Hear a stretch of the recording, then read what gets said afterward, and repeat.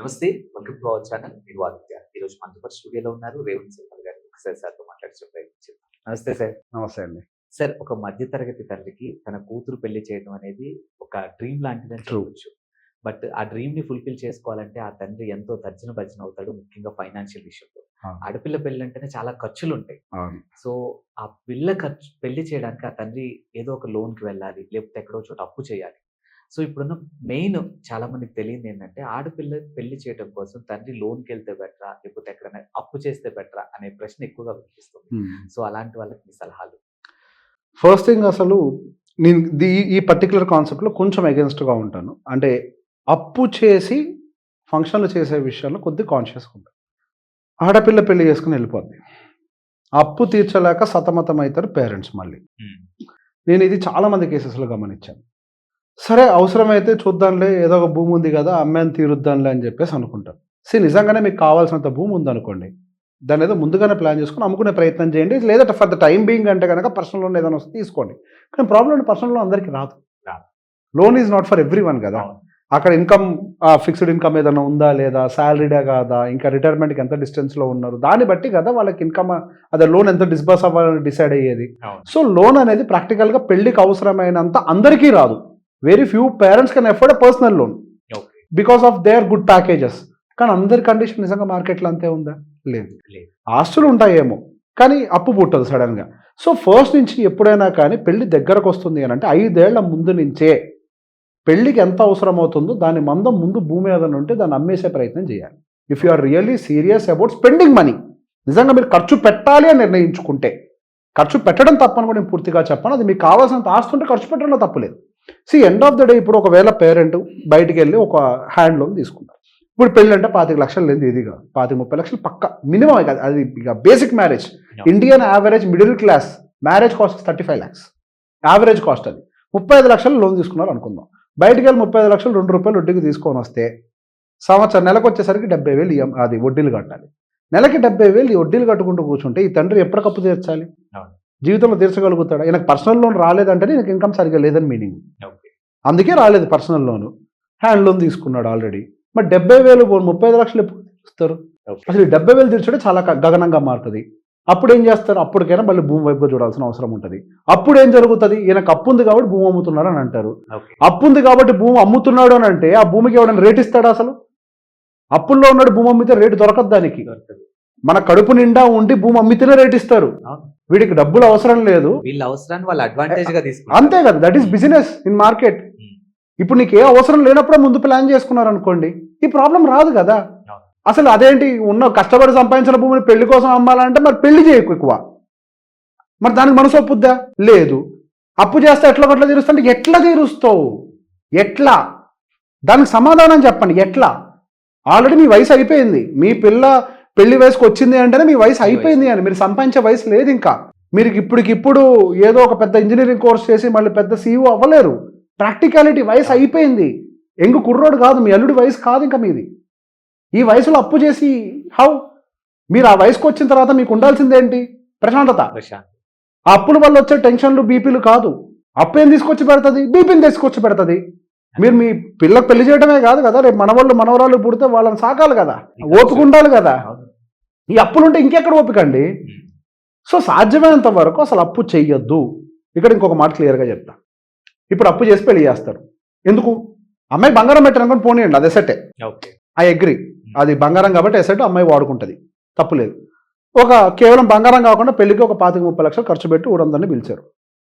వచ్చినోడేమన్నా ప్రశాంతంగా వచ్చి ఇక్కడ ఉండే నవదంపతులు 4 కాలాల పాటు చల్లగా ఉండాలని అక్షంతలు వేస్తారా? అక్కడ వాడు తిన్న దాంట్లో ఉప్పు సరిపోలేదని, కారం బారలేదని చెప్పి మాట్లాడుకుంటే అక్షంతలు వేసేవాళ్ళు ఉన్నారా? ఎవరి కోసం చేస్తున్నారు అంత ఖర్చు పెట్టి పెళ్లి? పోనీ మీరు ఇంత ఖర్చు పెట్టి పెళ్లి చేసి ఒక బువ్వ పెట్టారే, రేపు మీకు ఒక సమస్య వస్తే కనీసం వాడు వచ్చి నేను నిలబడతాడా? లేదు కదా. చూపించుకునే రోజులు పోయినాయండి, జమానా మారింది. చూపించుకొని నా పెళ్లి అంత ఘనంగా చేసా 4 ఊర్లు చెప్పుకునేలా చేసుకున్న రోజులు లేవు. ఈ రోజు నువ్వు 30 లక్షలు ఖర్చు పెడితే రేపు తెల్లరింగ్ కూడా వచ్చి 40 పెడతాడు, ఆ తెల్లరింగ్ కూడా 50 పెడతాడు. నువ్వు ఎప్పటికీ గొప్పడివి కాలేవు, ప్రూవ్ చేసుకోవడం చేయాల్సిన అవసరం లేదు. ఇక్కడ ఈవెన్ పిల్లలు కూడా అదే పాయింట్లో ఆలోచించాలి. మా నాన్న మా పెళ్ళప్పుడు నాకు ఆఫర్ ఇచ్చాడు, పెళ్లి పెద్దగా చేయాలా, డబ్బులు నీకు ఇవ్వాలా అని. డబ్బులు నాకు ఇచ్చేయన్నా. రెండోదే బెటర్. కానీ అందరికి మనకు తెలియదు. డబ్బులు నాకు ఇచ్చేయి, ఆ, పెళ్లి పెద్ద చేత ఎవడొస్తాడు నాకేం తెలుసు, తింటారు పోతారు. అంతే కదా. ఇప్పుడు నిజంగా అంత బంధుత్వాలు ఏం లేవు ప్రాక్టికల్లీ అవును. స్పీకింగ్, అది కొంచెం నిజాలు మనం యాక్సెప్ట్ చేయాలి. ఎందుకు అంత ఖర్చు పెట్టాలి డబ్బుల్ని? అవును. అసలు లోన్ తీసుకోకండి, ఉన్న దాంట్లో చేయగలిగితే చేయండి, మన స్తోమత ఎంతో అంతే. భూములు ఉండి కూడా ముందు ప్లాన్ చేసుకోకపోతే మీ తప్పది. ఎవరు ప్లాన్ చేసుకోవద్దన్నారు ముందు? 25 ఏళ్ళకైతే పెళ్లి చేయాలని తెలుసు కదా, ఆడపిల్ల పుట్టిందని తెలుసు కదా. తెలుసు కదా, పెళ్లి చేయాలని తెలుసు కదా, మళ్ళీ 20 ఏళ్ళు అప్పుడు ఏం చేసావు, ముందేం చేసేవారు? ఉమ్, భూమి అంత ఈజీగా అమ్ముడుపోదని తెలుసు కదా, ముందే అమ్మేసి కావాలంటే అక్కడ చోట ఎఫ్డీలోనో తీసి పక్కన పెట్టేయాలి, ఉమ్, ఎఫ్డీలో పెట్టుకొని పెళ్లికి చేయాలి. భవిష్యత్తుని ఎప్పుడైనా సరే అండి, ఇప్పుడంటే సరే ఆల్రెడీ ప్రాబ్లంలోకి వచ్చేసిన వాళ్ళు మనం ఏం చేయలేం, వాళ్ళు ఎదుర్కోవాల్సిందే. ఓకే. పిల్లల పెళ్ళిళ్ళు ఉంటాయనేది ప్రతి మనిషికి తెలుసు. మన భారతదేశంలో అది part and parcel of it. అమెరికాలో పెళ్లి చేసుకుంటే 10 లక్షలే ఉమ్, అంతే. ఏముంటుందండి అక్కడ, ఓకే. ఏం ఖర్చు ఉంటుంది చెప్పండి? పిలిచినా పెద్ద ఎవరు ఎవరు రారండి అక్కడ, ఎవడు బిజీ వాడిది. అక్కడ ఏముంటుంది ఖర్చు? అవును. ఏముండదు, ఖర్చు అంతా ఇండియాలోనే. ఫంక్షన్స్ మీద ఎక్కువ డబ్బులు ఖర్చు పెడతాం మనం. సరే పెట్టుడు కూడా తప్పు కాదండి, తప్పనట్లేదు, ఉంటే పెట్టుకోవచ్చు ఏదైనా, కానీ కదా ముందు ప్లాన్ చేసుకోండి. ఇప్పుడు పిల్లలు పుట్టిన దగ్గర నుంచి వాడికి పెళ్లి చేయాలనే విషయం నీకు తెలిసినప్పుడు నీకు ముందు ఎందుకు ప్లానింగ్ లేదు? Planning from early age. పిల్లడి పెళ్లి కోసం నువ్వు పోయి నిన్ను ఎవరు ల్యాండ్ కొనమన్నాడు? ల్యాండ్ పిల్లడు పెళ్లి చేయదు కదా, దానికి తగ్గ ఎసెట్ని ప్లాన్ చేయండి. ఉమ్, పిల్లల చదువు కోసం తగ్గట్టుగా ఎసెట్ని ప్లాన్ చేయండి. లిక్విడ్ ఎసెట్స్, ఈ పెళ్లి చదువులు ఇవన్నీ లిక్విడే, ఓకే. అంటే క్యాష్తో కూడుకున్నాయి. పత్రాలను పెడితే మనకి పెళ్లిళ్ళు చేయరు, పత్రాలు చూపిస్తే మనకి చదువులు చెప్పరు. ఉమ్, దానికి లిక్విడ్గా క్యాష్ కావాలి. ఆ క్షణంలో ఒకేసారి డంప్ చేయాలి పెద్ద మొత్తంలో అమౌంట్ని. ఓకే. మరి డంప్ చేయాలంటే లిక్విడ్ ఎసెట్ అయి ఉండాలి కదా, లిక్విడ్ బిల్డ్ చేయండి. మీకు బంగారం మీద నమ్మకం ఉంటే బంగారమే కొనుక్కోండి, ఉమ్, అమ్ముకోండి. తర్వాత కావాలంటే మీకు ఏది నమ్మకం ఉంటే అది చేయండి, నమ్మకం ఉన్న దాంట్లో చేయండి, లిక్విడ్ చేయండి. ఓకే. ఇప్పుడు ఒకవేళ ల్యాండ్ ఎర్లీగా అమ్ముకునే సిచ్యువేషన్ ఉంటే అమ్ముకొని లిక్విడ్లో పెట్టుకోండి, ఎఫ్డీలో పెట్టుకోండి. ఆ టైంకి వచ్చినప్పుడు మీరు దాన్ని యూజ్ చేసుకోండి. Use చేసుకోండి. కానీ అంతేకాని మీరు డైరెక్ట్గా అప్పు చేసి మాత్రం ఇబ్బందులు పడద్దు. మెజారిటీ ఆఫ్ ద పేరెంట్స్ పిల్లల పెళ్లిళ్ళు చేసిన తర్వాత అప్పులు పాలవుతున్నారు. పెళ్లిళ్ళ వల్ల అప్పులు పాలవటం ఏంటి? అవును. ఇది మరీ దారుణం కదండి. ఈవెన్ సరే ఇప్పుడు ఆడపిల్ల పెళ్ళి అంటే ఓకే సార్, ఖర్చుతో కూడుకున్న పని. అంటే అమ్మాయికి సారే సీర ఏదో పెట్టాల్సి ఉంటుంది, అవును. అల్లుడు దగ్గర తక్కువ అవద్దని చెప్పి అనుకో ఉమ్. కారు ఏదో పెట్టాలి ఇంకా. బట్ అబ్బాయి పెళ్లి చేసి కూడా అప్పులు పాలవుతున్నారు. మీరు అన్నది కరెక్టే. ఎగ్జాక్ట్లీ, అప్పుల పాలు ఎందుకు అవ్వాలి? ఇప్పుడు ఒక మరీ దారుణం ఏంటి అని అంటే, పెళ్లి అవ్వాలి అని అంటే అప్పు చేసి మరి ఆ పెళ్లి కోసం కార్లు, ఉమ్, పెళ్లి కోసం ఇంటిని బాగు చేయించటాలు, ఇంటికి రంగులు వేయించడం వరకు మన సాంప్రదాయం అండి. సార్ అక్కడి వరకు okay sir, pre wedding shoot, post wedding shoot లక్షల్లో. ఇప్పుడు డబ్బులు ఉన్నాయండి, ఆ, పెట్టకపోతే తప్పు. అవును. డబ్బులుండి ఖర్చు పెట్టకపోతే తప్పు. డబ్బులు లేకపోయినా పెడుతున్నారంటే ఉమ్, అది సోకా కాదా? ఓకే. సోకు తప్ప రైటా? అప్పు. అంతే కదా. ఆ తప్పు దేనికి దారితీస్తుంది? అప్పుకు దారితీస్తుంది. అప్పు దేనికి దారితీస్తుంది? మన లైఫ్ని మొత్తం పాడు చేస్తుంది. ఆ అప్పుని ఎవరు తీర్చాలి?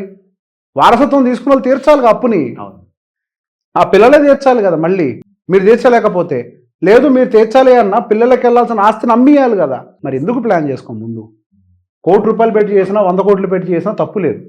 మనకున్న దాంట్లో ఒక 5% 10% పెళ్లి ఖర్చు పెట్టాలి. పెళ్లి లైఫ్లో పెద్ద ఈవెంటే, అందుకే దానికి 10% అలొకేట్ చేయాలి. ₹1,00,00,000 ఆస్తున్నాడు 10 లక్షలే ఖర్చు పెట్టాలి. 10 కోట్లు ఆస్తున్నాడు ₹1,00,00,000 నుంచి పెట్టకూడదు. అతిగా ఖర్చు పెడితే పిల్లల ఆస్తే పోతుంది. అనవసరం ఖర్చులు పెట్టకండి, అప్పు చేయకండి, ఉన్న దాంట్లో ప్లాన్ చేసుకోండి.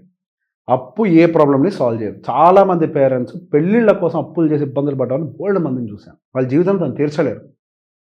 ఇక్కడ కూడా కంపారిజన్ లైఫ్ అయిపోయింది సార్. వాడు 10 కోట్లు పెట్టి పెళ్లి చేసుకున్నాడంట, మా అబ్బాయికి ఏం తక్కువ, మా కమ్యూనిటీకి ఏం తక్కువ, మేము 20 కోట్లు పెడతాం. ఎవరికండి పోయేది? మీ అబ్బాయికి పోయేది. అదే కదా. పోయేది ఎవరికి? ఎగ్జాక్ట్. 20 కోట్లు ఒక్క నైట్లో తగలేస్తున్నారు. మీ దగ్గర 200 కోట్లు ఉంటే 20 కోట్లు పెట్టండి, తప్పు లేదు. ఓకే. మీరు పెట్టకపోతే తప్పు. మరి నలుగురు బతకాలి కదా. మీ దగ్గర ఉండే 20 కోట్లు బయటకు వస్తే మార్కెట్లో సర్క్యులేట్ అయితే నలుగురు బతుకుతారు. పెట్టకపోతే అది తప్పు, వేరే విషయం. అది వేరు. మీ దగ్గర లేకుండా పెడితే అవును. మీరు బతుకు తెరువు కోసం ఇంకోటి దగ్గరికి వెళ్ళాల్సి వస్తుంది కదా. సో అనవసరంగా పెట్టొద్దండి. మ్యారేజ్లో ఖర్చు ఎంతవరకు పెట్టాలో అంతవరకే పెట్టాలి. మన స్తోమతకు తగ్గట్టుగా పెట్టాలి. మన స్తోమత ఎక్కువైతే ఎక్కువ పెట్టుకోవాలి. అప్పుడు కూడా పెట్టుకోవాలంటే వాళ్ళ చాయిస్, కానీ బట్ స్తోమత తగ్గట్టుగానే పెట్టాలి అంతే. Thank you sir. అవసరం.